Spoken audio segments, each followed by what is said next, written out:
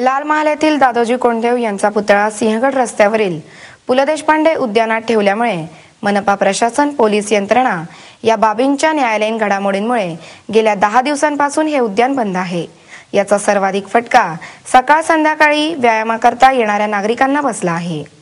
एकीकडे नागरिकांनी व्यायाम करावा याकरता शासन नेहमीच अग्रेसर असतं, परंतु शासनाच्या आणि राजकीय गटनीतीमुळे दादोजी कोंडदेव पुतळा हटवल्यामुळे सर्वत्र गडबड माजली आहे। राजकीय पक्ष या प्रकरणात आपली पोळी भाजून घेत आहेत।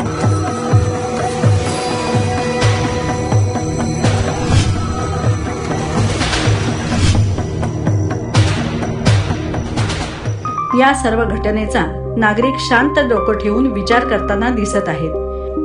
यामुळेच नागरिक या पुतळ्याच्या राजकारणात ओढले गेले नाहीत, परंतु यातील एक महत्त्वाचा भाग असा की या घटनेमुळे हे उद्यान 27 डिसेंबर पासून सर्वसामान्य नागरिकांकरता बंद ठेवण्यात आले आहे। लाल महालासारख्या ऐतिहासिक वास्तूमधून नागरिकांना आपला इतिहास, संस्कृती समजण्यास मदत होते, परंतु ही घटना चक्क इतिहासालाच चॅलेंज देणारी ठरते। देशातील तसंच परदेशातील नागरिकांना अशा घटनांमुळे इतिहास कसा समजेल, ते आपल्या इतिहासावर कसा विश्वास ठेवतील हा प्रश्न आहे।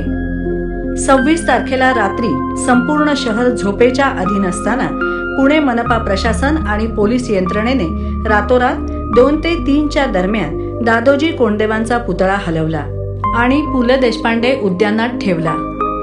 यामुळे कुणा नागरिकांवरती काही परिणाम झालेला नसला तरीही जे सर्वसामान्य नागरिक या ठिकाणी एक्सरसाइज करण्याकरता येतात त्यांच्या जीवनावरती मात्र याचा नक्कीच परिणाम झालेला आपल्याला दिसतोय। रोज इथे नागरिक येतात आणि बघतात की हे उद्यान उघडलंय की नाही। माझ्यासारखेच बरेचसे सहकारी येतात आणि परत जातात। आम्ही रोज सकाळी फिरायला येतो, रोज सकाळीच परत घरी जावं लागतं।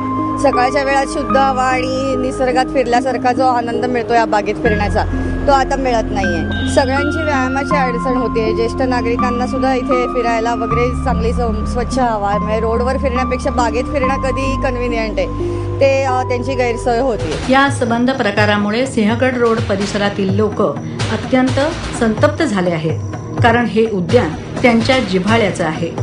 पुतळ्याच्या राजकारणाशी त्यांना काहीही देणं घेणं नाही।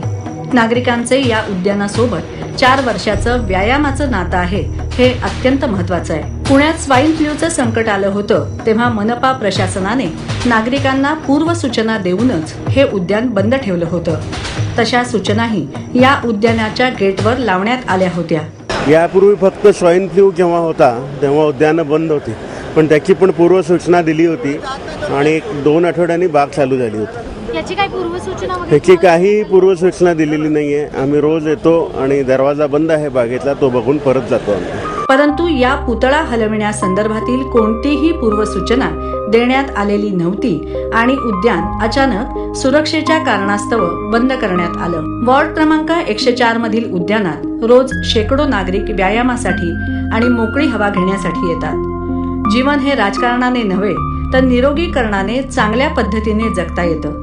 रोज आमचा रेग्युलर एक्सरसाइज असतो इथे आणि त्यासाठी आम्ही सकाळी मी 6 वाजता येतो आणि बरेचसे माझ्याबरोबरचे सहकारी पण असतात। पहिल्या दिवशी ज्या दिवशी पुण्यात सगळा गोंधळ आला आणि त्याशी रात्री इथं जो पुतळा आणण्यात आला असं आम्हाला इथं सगळ्या आनंद कळलं की पुतळा इथं आणल्यामुळं उद्यान बंद केलेलं आहे। पुतळा इथं आणण्याचा उद्यान बंद करण्याचा काही संबंध नाही आहे। पोलिसांनी स्वतःच्या सोयीसाठी लोकांना सगळी ही गैरसोय केली लोकांची, जी मला वाटतं शेकडो लोक सकाळी इथं जॉगिंगसाठी येतात, योगासन, प्राणायाम, सूर्यनमस्कार सगळे इथं करतात। एक चांगलं या रोडला चांगलंच ठिकाण आहे। या पूर्ण भागात जेवढी लोकसंख्या आहे त्यामुळे 8-10 लाख लोकसंख्या या भागात आहे, त्यासाठी एकमेव उद्यान इथं आहे पु ल देशपांडे उद्यान, जे महानगरपालिकेने सुरू केलेलं आहे। चांगल्या प्रकारचं उद्यान आहे, त्यामुळे हे उद्यान हा नागरिकांचा आत्मा झाला आहे।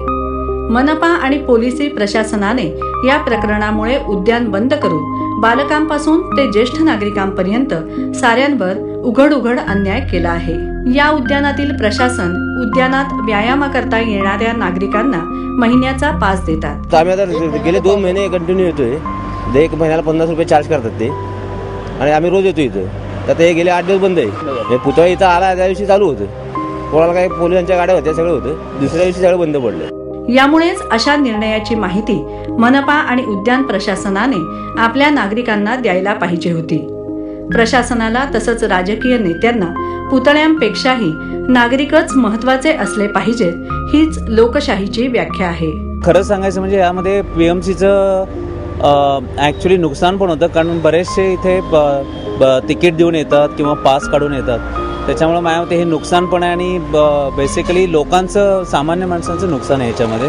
या गोंधळामुळे त्रस्त नागरिकांनी येथील नगरसेवक शंकर पवार यांच्याशी मोबाईलवर संपर्क साधून या समस्येबाबत माहिती दिली. नाही, कोर्ट मॅटर असू दे ना, पण कोर्ट मॅटर आणि पोलीस या लोकांच्या यांच्यामध्ये नागरिकांची कशाला तुम्ही गैरसोय करता असं आमचं म्हणणं आहे. नाही, मी तर म्हणतो लाल महालचा तो एरिया ना, त्याच्यामधला विश्रामबाग आणि फराज खान हे दोन मोठे पोलीस स्टेशन पुतळा तिथं नेऊन ठेवा ना, सगळ्या सेफ आहे ती जागा. तेव्हा त्यांनी लवकरच बाग नागरिकांसाठी खुली करण्याचं आश्वासन दिलं. कारण आमच्याकडे अपेक्षा होती की तुम्ही आज येणार, बरं ठीक आहे, म्हणजे तुम्हाला त्यांनी आश्वासन दिलं की आम्ही उद्या चालू करू. नागरिकांना आता स्वतःच्या आरोग्याची लढाई स्वतःच लढायची आहे. उद्यान निरीक्षक जे आहेत पुणे महानगरपालिकेने सांगितले की आम्ही कोणालाही आदेश दिले नाही उद्यान बंद करायचं. या भागात कुठलंही उद्यान नाही आहे फिरायला. पुलं उद्यानात बरेचसे ज्येष्ठ नागरिक, तरुण लोक, लहान मुलं येत असतात आणि त्या सर्वांवर अतिशय गैरसोय होते. आमची मागणी आहे की हे उद्यान ताबडतोब सकाळी फिरण्यासाठी चालू ठेवावं, तसंच संध्याकाळी पण चालू ठेवावं. तरी पोलिसांनी स्वतःच्या सोयीसाठी उद्यान बंद करून ठेवलेलं आहे आणि नागरिकांची सगळी गैरसोय केलेली आहे. ते पुतळ्यासाठी न भांडता स्वतःच्या आरोग्याकरता या ठिकाणी भांडताना दिसत आहेत. आमचं तर म्हणणं आहे की ज्यांनी पुतळा काढायला त्यांच्या घरी येऊन पुतळा ठेवा. स्वतःच्या घरी स्वतःच्या बंदोबस्त, स्वतःच्या घरी पोलीस स्टेशन पुतळे ठेवायत. गार्डनमध्ये ठेवायचा काही संबंध नाही. इथं कोणाकडे दाद मागावी हे सुद्धा कळत नाही या संदर्भात. की काय असेल ते त्यांचं त्यांनी हे करावं, पुतळा हलवावा आणि आम्हाला बाग रिकामी करून द्यावी. पुतळा हलवून आजी आजोबा आपल्या नातवांना ज्या गोष्टी सांगतील त्यातून दादोजी हटणार आहेत का, हाही प्रश्न आहेच. हा पुतळा काढणाऱ्यांनी आपल्या घरी न्यावा किंवा फरासखाना तसंच मनपाच्या कोठी किंवा इतरत्र सुरक्षित ठिकाणी ठेवावा, ज्यामुळे राजकीय पक्षांचं ध्येय साध्य होईल, परंतु सर्वसामान्य नागरिकांना त्याची झळ पोचणार नाही आणि आम्हाला आमची हक्काची व्यायामाची बाग मिळू शकेल. प्रशासनाने यात लक्ष घातलं तरच लवकरात लवकर ही बाग नागरिकांसाठी खुली होईल. दररोज बाग उघडण्याची प्रतीक्षा करणाऱ्या नागरिकांना न्याय मिळाला पाहिजे. त्यांना दररोज हेलपाटा होणार नाही हे प्रशासनाने बघितलं पाहिजे. लाल महाल येथील दादोजी कोंडदेव प्रकरणामुळे राजकीय वर्तुळात जरी रणस्कंदन माजले असले तरी त्याचा सर्वसामान्य नागरिकांवरती काहीही परिणाम झालेला नाही. परंतु या सिंहगड रस्त्यावरील पु ल देशपांडे उद्यानामध्ये जी ज्येष्ठ नागरिक तसेच कुठल्याही वर्गातील नागरिक जे एक्सरसाइज करण्याकरता येतात त्यांच्या जीवनावरती यांचा नक्कीच परिणाम झालेला आहे. ही सर्व मंडळी हे उद्यान कधी उघडेल याची आतुरतेने वाट बघत आहे. कॅमेरामन निलेशसह मी Rajshree Yatkare, next generation news, Pune.